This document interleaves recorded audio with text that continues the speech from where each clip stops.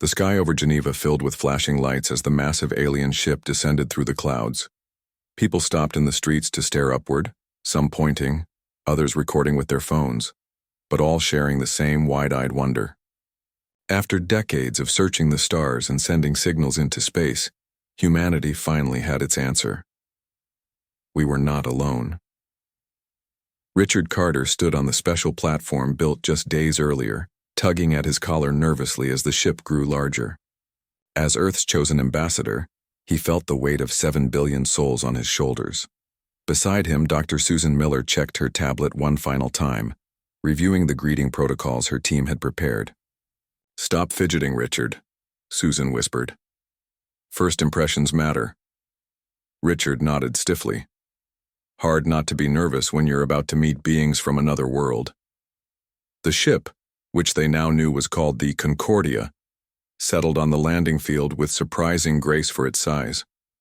A hush fell over the gathered crowd as a seam appeared in its smooth silver hull, widening into a doorway from which a soft blue light spilled out. The aliens emerged slowly. First came the Valorians, tall and slender with 4 arms and skin that shimmered with a faint blue glow. Behind them followed representatives from a dozen other species, some walking on multiple legs, others floating on gravity devices, each more different from humans than the last. High Counselor Zexitharian, the Valorian leader, approached the human delegation. Standing nearly 8 feet tall, he towered over Richard, who still stepped forward with his hand extended. "On behalf of Earth and all humanity, we welcome you to our world," Richard said. The alien didn't take his hand, but instead made a complex gesture with his upper set of arms.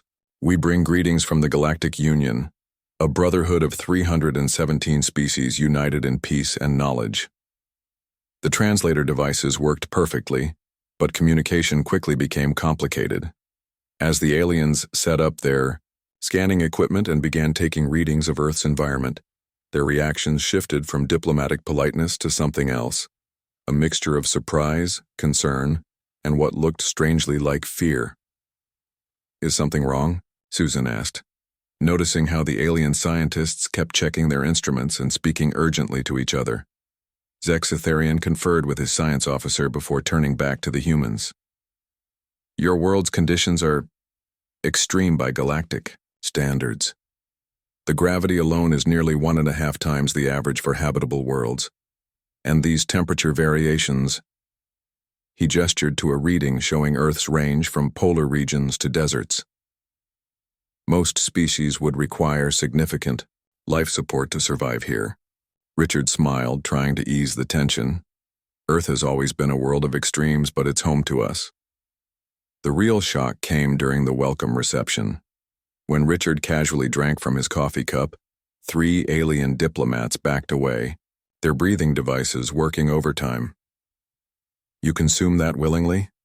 asked a small green alien with large eyes. "Our sensors detect multiple toxins in that liquid." Susan jumped in with an explanation. "Caffeine is a mild stimulant for humans. Many of us drink it daily."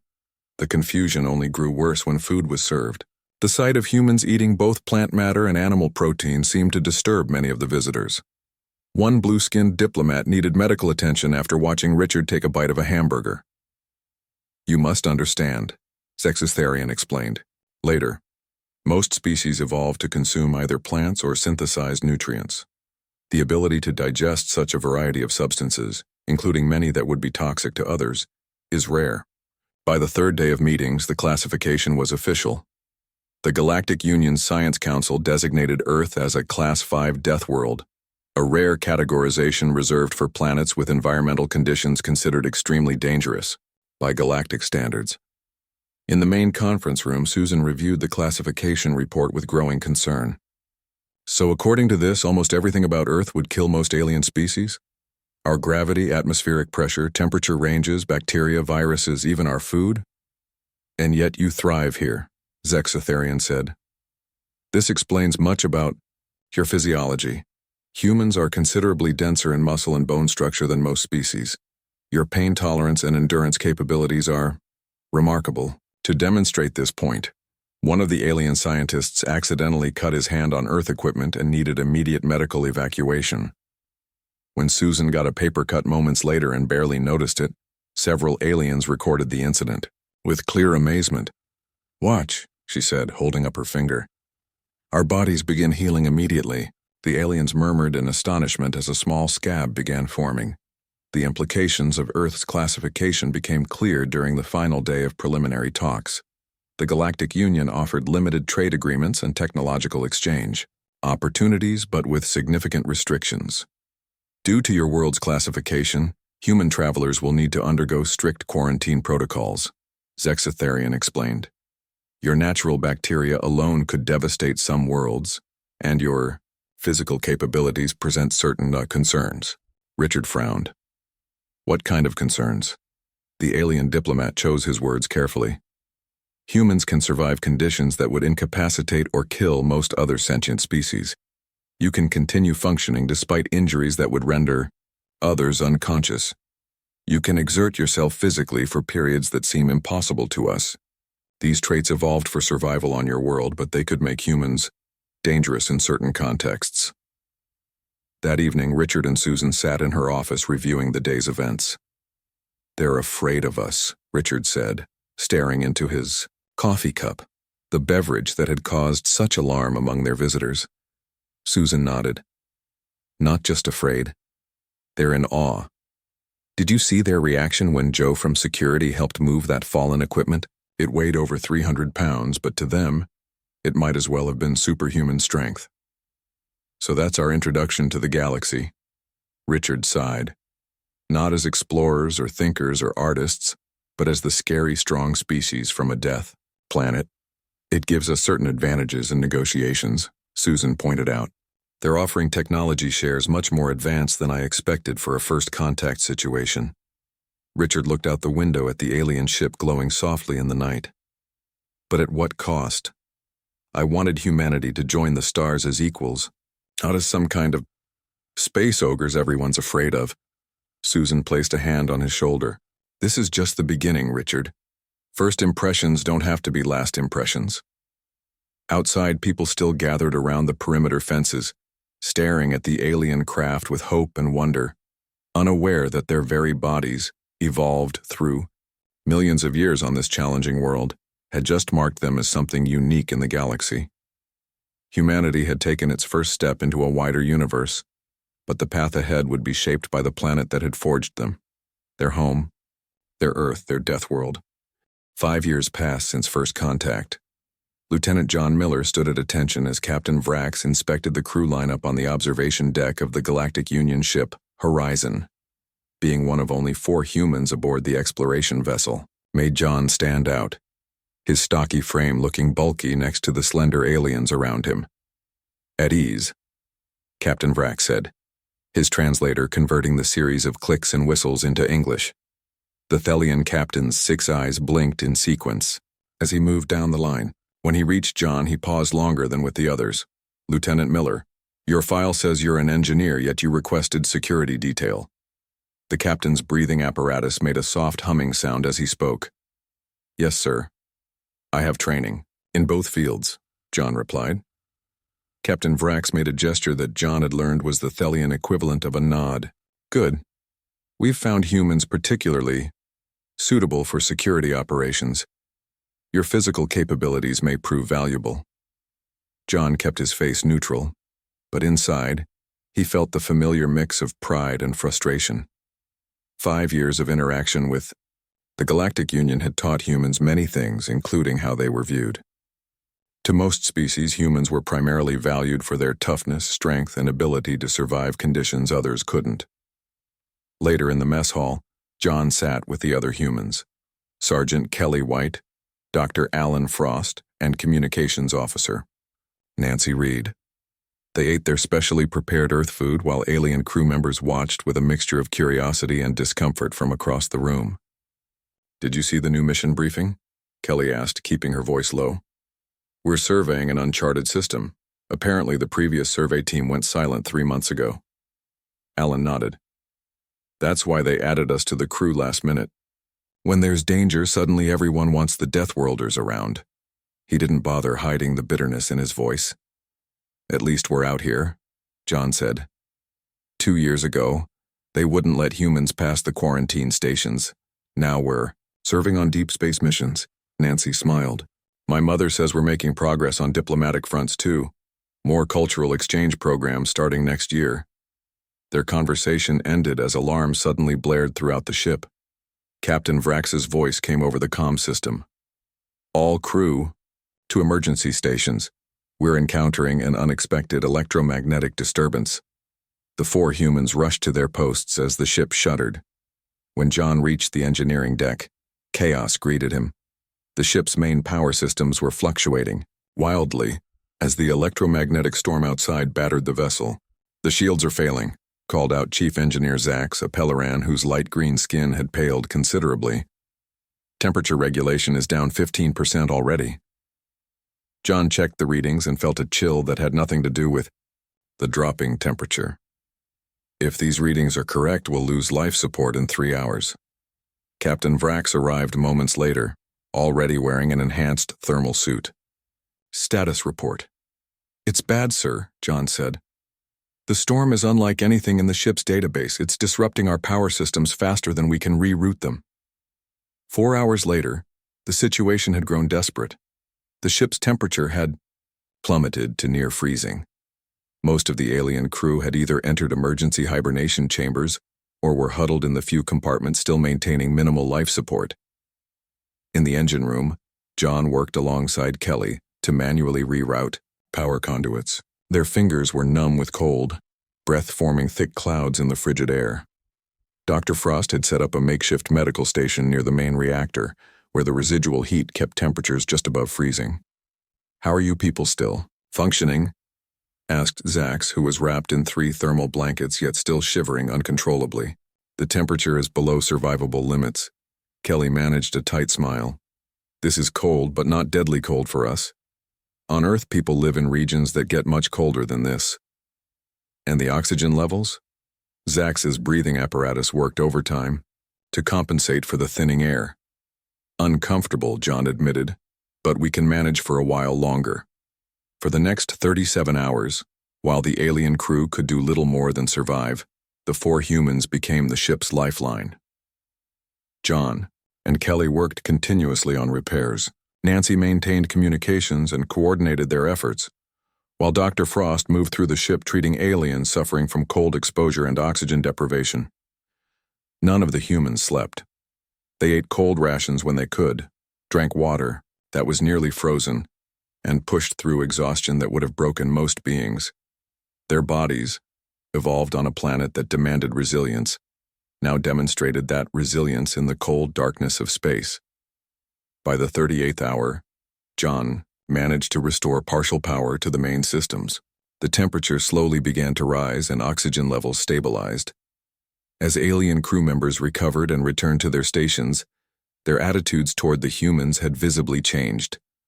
What had been polite wariness before was now open amazement, even reverence.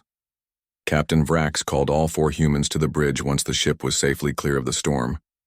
The captain, still looking weak from the ordeal, stood as they entered. "The horizon and everyone aboard would have been lost without your actions," he said formally. "Your physiology allowed you to function in conditions that incapacitated the rest of us. I am grateful." John nodded respectfully. "We did what anyone would do in our position, Captain." "No," Vrax replied firmly. "What you did, very few species could do. I will be sending a full report to Galactic Union Command regarding your performance." Word of the incident spread quickly throughout GU space. The recording of 4 humans working tirelessly through conditions that would kill most species became something of a sensation. Within months, requests for human crew members flooded into Earth's newly established Space Service office. Trading vessels offered premium salaries for human security teams. Research stations in extreme environments specifically requested human assistance. On Earth, Susan Miller, now Director of Extraterrestrial Relations, reviewed the latest statistics with mixed feelings. Human space travelers had increased 5-fold in just 1 year. Technology transfers from the GU had accelerated dramatically. Earth's economy was booming with new contracts and opportunities, but the data also showed a clear pattern. 90% of humans in space were serving in security, emergency response, or hazardous environment roles. Applications for cultural exchange programs had been quietly deprioritized by the GU Council. "They only want us for our bodies, not our minds," she said to Richard Carter, who now served as Earth's senior ambassador to the GU. Richard sighed as he looked at the report of his son John's experience on the horizon. "But it's getting us a seat at the table faster than anyone imagined possible. The question is, once we're at the table, can we change how they see us?" Susan stared out her office window at the sprawling Galactic Union Embassy complex that now dominated Geneva's skyline. "I hope so. Otherwise, we might find that the price of being respected for our strength is never being known for anything else." 10 years after Earth's first contact with the Galactic Union, Admiral Laura Shepard stood before the massive view screen in the GU Defense Council chamber. The images displayed were grim. A once thriving colony world now lay in ruins, its cities destroyed and fields burning. It was the third such attack in 2 months. "The Draxian forces struck without warning," said Councillor Vrex, the elderly Pelleran who chaired the Defense Council. "Our standard military units were overwhelmed within hours." Laura studied the footage carefully. Since joining the GU Defense Council as Earth's representative 2 years ago, she had warned about the growing Draxian threat. The reptilian species had remained outside the Galactic Union, building their empire through conquest rather than cooperation. Now they had launched a series of devastating attacks against GU border worlds. "Their new biological weapons are particularly concerning," said the Thelian representative, pointing to readings from the attack. "The spores they deployed remain active for weeks, making conventional recovery operations impossible." The room fell silent as the implications became clear. Standard GU troops couldn't operate in such contaminated environments without extensive life support systems, which the Draxians had specifically targeted in their attacks. All eyes turned to Laura. "You want human soldiers?" she said flatly. It wasn't a question. "Your species can withstand conditions that would kill most of our forces," Vrex admitted. "The protective gear requirements would be minimal compared to what other species need." Laura felt a familiar twist in her stomach. For a decade, humans had slowly integrated into galactic society, primarily in roles that leveraged their physical resilience. But this request was different. They weren't asking for emergency workers or security teams. They wanted warriors. Humans make up less than 1/100% of the GU population, Laura reminded them. "We cannot be your primary defense force." "We don't expect that," Vrex said carefully. "But specialized units of human soldiers could be deployed in situations where other forces cannot operate. You would be the tip of the spear, not the entire army." 3 days later, Laura sat in her office on the GU Capital Station, speaking via secure link with Earth's United Defense Council. The faces of Earth's military leaders showed their mixed feelings about the GU's request. "The compensation package is extraordinary," General Steve Hansen noted. "The technology they're offering in exchange would advance Earth's defensive capabilities by decades. But at what cost?" asked Admiral Maria Lee. "Are we willing to be known across the galaxy primarily as soldiers? Is that the legacy we want?" Laura had struggled with the same question. "I don't think we have the luxury of refusing. If the Draxians continue unchecked, they'll eventually reach Earth. And from what I've seen, they have little interest in diplomatic solutions." In the end, the decision was made.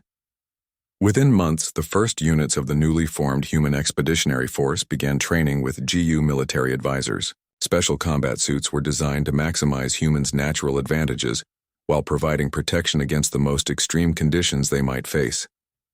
Frank Winters, a former Special Forces commander, led the first combat deployment against a Draxian outpost 6 months later. His team of 12 humans infiltrated an area deliberately contaminated with radiation to prevent GU forces from approaching. "Remember your training," Frank told his team as their shuttle approached the drop zone. "Our goal is to disable their shield generators so the main GU fleet can move in." What should have been a simple operation turned into a desperate battle when Draxian forces ambushed them. The aliens had not expected humans to be able to operate in the radiation zone, but they quickly adapted their tactics. The fighting was fierce. 3 humans fell to Draxian energy weapons. Yet the human expeditionary force accomplished something that shocked even their GU allies. They continued fighting effectively despite injuries that would have incapacitated other species. Sergeant Ellen Davis kept firing her weapon despite a severe burn on her arm. Lieutenant Kevin Grant carried an injured teammate 2 miles to the extraction point while maintaining defensive fire. And Commander Winters himself, wounded in the leg and shoulder, personally destroyed the shield generator before collapsing from blood loss. All 3 survived. News of their actions spread quickly through GU space.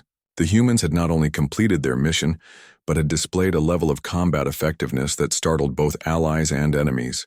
As the conflict intensified, more human units joined the fight.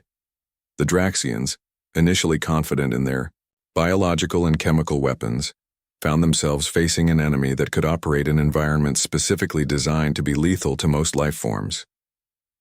6 months into the war, human forces achieved what many thought impossible. A small team led by Commander Winters infiltrated the Draxian command vessel by surviving conditions the Draxians had engineered to kill any boarding parties. Extreme heat combined with toxic gas and low oxygen. When Winters and his team emerged, onto the command deck, the Draxian leadership couldn't hide their shock. Their universal translators captured the Draxian Supreme Commander's stunned words, "How are you still alive?" The capture of several high-ranking Draxian commanders forced a ceasefire. The war wasn't over, but the immediate threat had been contained. And humanity's role in that victory was unmistakable. In the aftermath, Laura found herself facing new challenges. Requests for human military units flooded in from across the GU. Economic incentives for human soldiers reached unprecedented levels. Some GU member species even proposed creating special battle academies on Earth to train the next generation of human warriors. During a private meeting with the GU Supreme Council, Laura voiced her concerns. "My people are honored to have helped defeat the Draxian threat," she began. "But I fear we're being pushed into a single role within the galactic community. Humans are more than just soldiers." Counselor Vrex nodded sympathetically.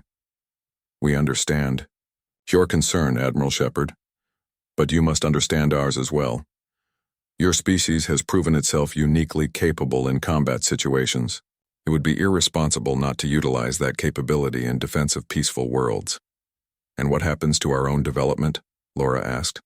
"What happens to human art, science, and culture if we become known primarily as the galaxy's warriors?" Ancient Pelleran leaned forward. "History moves in patterns, Admiral. Many species find their initial role in the galactic community based on their natural advantages. Over time, that role often expands, but for now the reality is simple. Humans can fight and survive where others cannot, and we need that ability desperately." As Laura returned to her office, she passed a group of newly arrived human soldiers, being greeted with respect bordering on awe by various alien species. These young men and women stood taller, moved with more confidence than humans had shown in the early days after first contact. They were no longer curiosities or anomalies. They were respected, even feared. But Laura couldn't help wondering if that respect came at too high a price. Humanity had found its place among the stars, but was it the place they would have chosen for themselves? 20 years had passed since first contact. Peter Rodriguez stood at the window of his office on the Galactic Union's Central Station, watching the busy traffic of ships coming and going. As the newly appointed human ambassador to the GU, he had the best view in the diplomatic sector. Earth ships were easy to spot among the alien vessels, more solid, more heavily built, just like the humans themselves. Peter touched the small scar on his cheek, a reminder of his time serving in the Human Expeditionary Force during the Draxian War. Back then, he had been proud to show what humans could do. Now he wasn't so sure. A soft chime announced a visitor.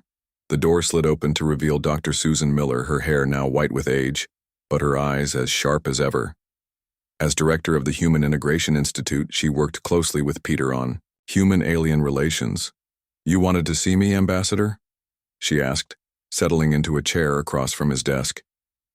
Peter sat down heavily. I've been reviewing the latest statistics on human activity in GU space.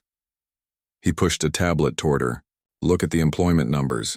Susan studied the figures, her frown deepening. 63% in military roles, another 22% in hazardous environment operations, and less than 5% in scientific research, education, or cultural exchange, Peter added. After 20 years, we're still being defined by our physical capabilities rather than our minds. Susan sighed. It's not surprising.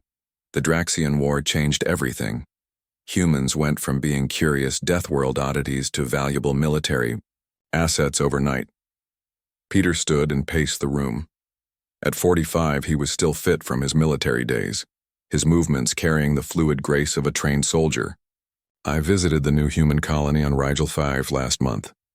Do you know what I found there? Children who've never set foot on Earth playing Deathworlder games. Teenagers modifying their bodies with alien tech to enhance their already substantial strength and endurance. The cultural divide between Earth humans and space humans has been growing for years, Susan acknowledged. It's not just physical modifications. Their entire identity is forming around being the tough species everyone relies on in a crisis. Peter stopped by a display case holding various medals and awards humans had received for military service. When I was fighting the Draxians, I thought we were earning respect, but now I see we're just being typecast. The GU Educational Exchange Program has been quietly redirected to focus almost exclusively on human biology, combat techniques, and survival skills. And cultural contributions? Susan asked, though she already knew the answer. Minimal interest. I tried to arrange an exhibition of human art last year. The attendance was pathetic. But when we demonstrated emergency rescue techniques in high-gravity environments, every seat was filled. Peter's voice carried a bitter edge. Susan tapped her fingers thoughtfully on the desk. Have you seen the latest research papers from the Valorian Science Academy? They're studying ways to incorporate human genetic traits into other species. Peter's eyes widened. They're what?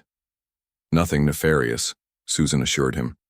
They're looking for ways to help other species better withstand environmental extremes, but it underscores how we're perceived. Not as people with a rich culture and intellect, but as a collection of useful biological adaptations. Peter returned to his desk and pulled up another file. When new species join the GU now, do you know what they learn about humans first? Not Shakespeare or Mozart or Einstein. They learn that we're dangerous, that we come from a planet that would kill most sentient beings, that we can fight and survive where others cannot. Susan leaned forward, her voice gentler. Peter, I understand your frustration. I've watched this happen for 20 years. But we can't ignore the reality. The adaptations that let us survive on Earth give us advantages no one else has. We've used those advantages to secure a place in the galaxy far beyond what our numbers or technological development would normally allow. But at what cost to who we are? Peter asked quietly.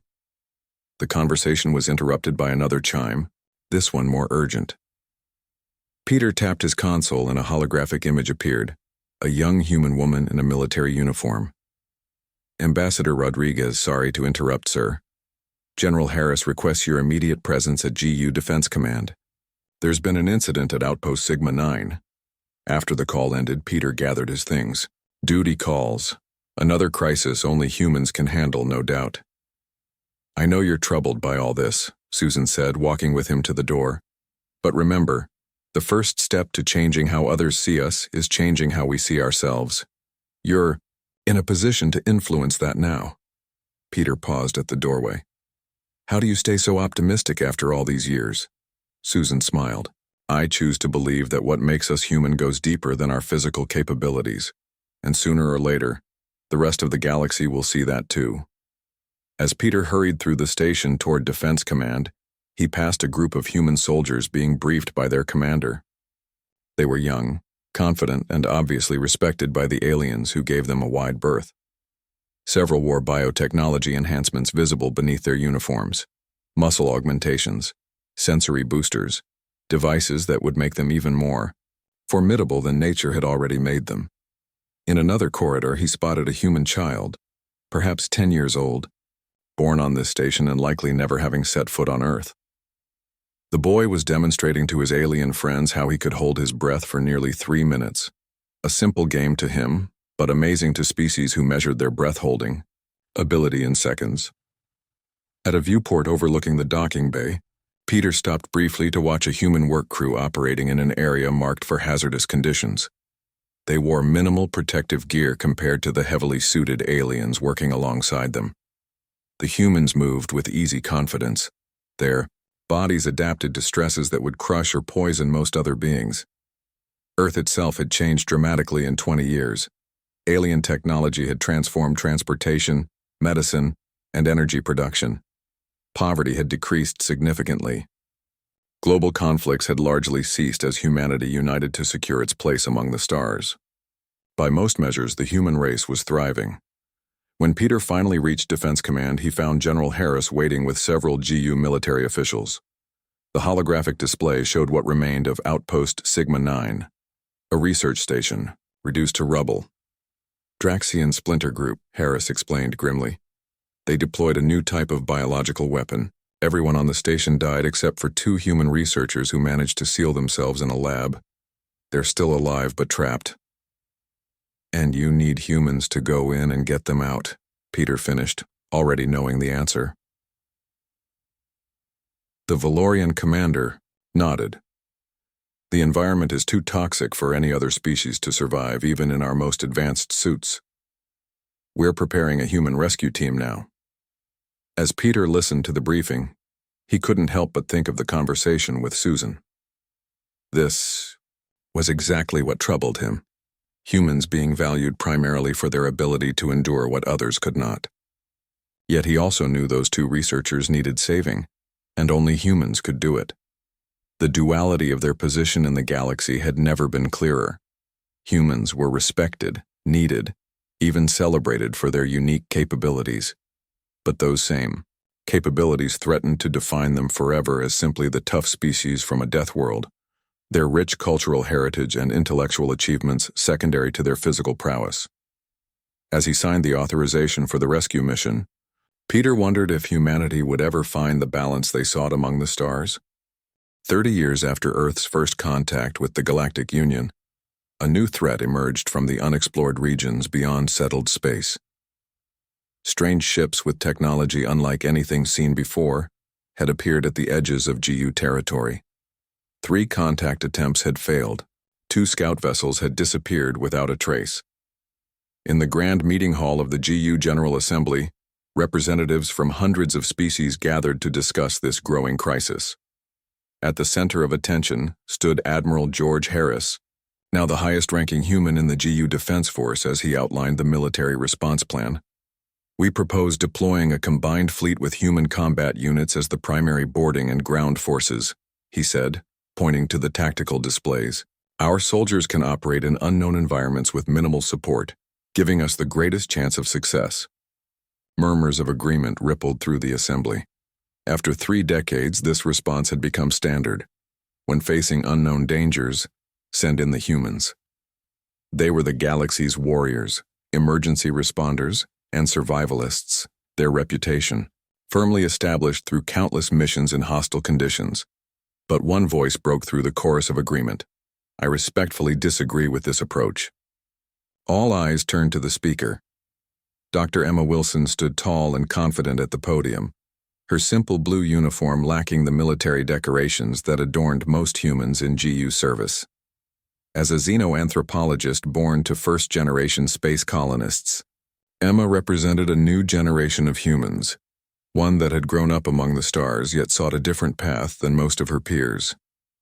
The proposed military response assumes these newcomers are hostile, Emma continued. Yet we have no evidence of hostile intent. Their technology is different, yes, but difference isn't inherently threatening. Admiral Harris frowned. 3. Attempts at communication have failed, Doctor. 2 ships are missing. What more evidence do you need? Emma walked to the center of the chamber, her movements drawing attention from the assembled representatives. Perhaps the failure is in our approach, not theirs. We've tried standard GU communication protocols, but what if these beings communicate in ways we haven't considered? The Valorian High Counselor leaned forward. What exactly are you proposing, Dr. Wilson? A different kind of mission, Emma replied. Not led by soldiers, but by a diverse team of scientists, linguists, historians, and yes, some military personnel too. Humans don't just bring physical resilience to the galaxy. We bring creativity, adaptability of thought, and thousands of years of experience bridging communication gaps with different cultures. A buzz of conversation spread through the chamber. This was not what they expected from a human representative. For decades, humans had embraced their role as the tough species from a Deathworld, leveraging their physical advantages for status and opportunity. Now this young woman proposed something entirely different. After hours of debate, the GU Council remained divided. Admiral Harris still pushed for his military approach, backed by many who had come to depend on human combat prowess. But Emma's words had struck a chord with others who saw the wisdom in trying a different path. The deadlock was broken by an unexpected voice. Ambassador Peter Rodriguez, now in his 70s but still serving as humanity's senior representative. He had entered quietly during the debate and listened from the back of the chamber. For 30 years, Peter said, his voice carrying despite his age, I've watched my species find its place among the stars. We came from a world that the rest of you would find lethal. A death world that shaped us to be stronger, more resilient, more physically capable than most. And we've used those capabilities well, earning respect and position. He walked slowly, to join Emma at the center of the chamber. But Dr. Wilson reminds us of something important. What makes us truly human goes beyond our physical traits. Our greatest strength isn't just our ability to survive harsh conditions. It's our creativity, our drive to understand, our ability to forge connections even across vast differences. Peter turned to face the council. I support Dr. Wilson's proposal. Let's show the galaxy, and ourselves, that humans are more than just soldiers from a death world. 2 weeks later, Emma stood on the bridge of the contact vessel New Horizon, watching her diverse team prepare for their mission. Beside her, linguists studied patterns in the mysterious signals from the unknown ships. Anthropologists reviewed records of first contact situations throughout galactic history. Artists and musicians explored new ways to communicate beyond standard language. And yes, human security personnel still stood ready if needed, but they were part of the team, not its sole purpose. As the ship prepared to depart, Emma received a message from Peter. You're doing something important out there, he wrote. Not just making contact with a new species, but helping redefine how humanity sees itself. Good luck. The mission proved far more challenging than anyone anticipated. When they finally made contact with the mysterious vessels, Emma's team discovered beings who communicated primarily through mathematical patterns and light frequencies, undetectable to most species. Their physical form, crystalline structures that shifted and flowed like living glass, was unlike anything in GU records. For weeks, progress seemed impossible. The standard protocols failed completely. Even Emma's innovative approaches yielded only minimal results. Tension mounted as some on her team began to think Admiral Harris had been right all along. The breakthrough came from an unexpected source. Lisa Chen, a human musician on Emma's team, noticed patterns in the light emissions that resembled musical intervals. Working with the science team, she created a response using mathematical relationships found in human music, Bach's fugues translated into light, and mathematical formulas. The aliens responded immediately, their ships pulsing with new patterns that the team could finally begin to interpret. They weren't hostile invaders but explorers, cautious after encountering GU automated defense systems they couldn't understand. When Emma's team returned 3 months later, they brought not just peaceful contact but the beginnings of communication with a species so different that no standard approach would have succeeded. Their success made headlines across GU space, especially the fact that it was human creativity and cultural knowledge, not physical prowess, that had proven decisive. In the years that followed, a slow but steady shift began in humanity's place. Within the galactic community, Human cultural centers opened across GU space. Applications from alien students to study Earth history, art, and philosophy increased dramatically. Research teams combining human creativity with alien perspectives tackled problems neither could solve alone. Humans still served in security roles and emergency response teams. Their physical capabilities remained valuable assets. But they were no longer defined solely by those capabilities. On the 10th anniversary of the successful First Contact mission, Emma Wilson, now director of the newly established Galactic Communication Institute, stood beside the aging Peter Rodriguez at the dedication of the first human cultural center on the GU capital world. "We came from a death world," Peter said in his address to the gathered representatives of 100 species. "The very planet that shaped us would kill most of you. But the struggle that forged us didn't just make us strong, it made us compassionate, curious, and creative. We've paid a high price to find our place among the stars.